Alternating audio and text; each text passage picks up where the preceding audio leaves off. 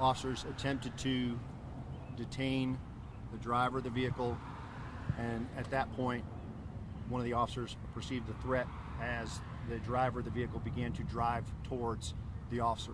That officer did discharge his firearm. The vehicle fled the scene. We're still working with witnesses on scene. We're also reviewing video surveillance from the area, as well as we've collected the officer's body-worn cameras, and we're currently downloading the body-worn cameras. At this point in time, we have no indication that anyone was struck. We're obviously monitoring the area, and we're in touch with all of the hospitals in Charlotte to see if we have any individuals that present themselves with wounds that may be related to this case. Currently, CMPD's homicide unit is conducting the investigation. It's early in the investigation.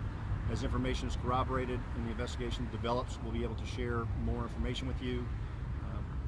The district attorney is here on scene with us as homicide conducts the initial investigation, but I appreciate everyone's patience.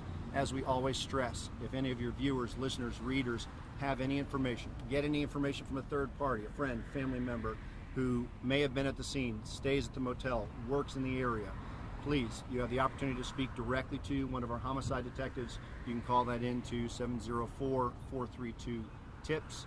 Of course, they always have the opportunity to remain anonymous, and you can share that information through our Crime Stoppers line, either calling the line or sharing that through our Crime Stoppers text feature. I'll handle a few brief questions at this time. Again, it's very early in the investigation. So two possible suspects, but no one you don't know if anyone was hit yet? There were two individuals in the vehicle. The passenger left the vehicle prior to the driver fleeing the scene. The shots fired at the driver or the passenger? The shots were discharged, and again, that's going to be all verified by the investigation. The officer perceived a threat from the driver driving at the officer, and the officer discharged his firearm in defense. And so if you are not sure if anyone was struck, why is there a homicide investigation? So as was normally the procedure previously, our homicide unit always conducted officer-involved shooting investigations.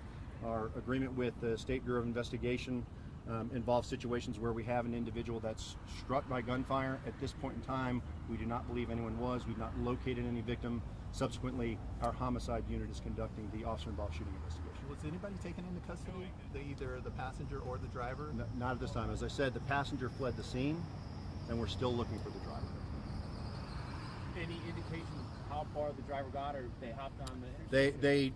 They fled the scene on 77. But as I said, we're still reviewing camera information. We're still working with our witnesses.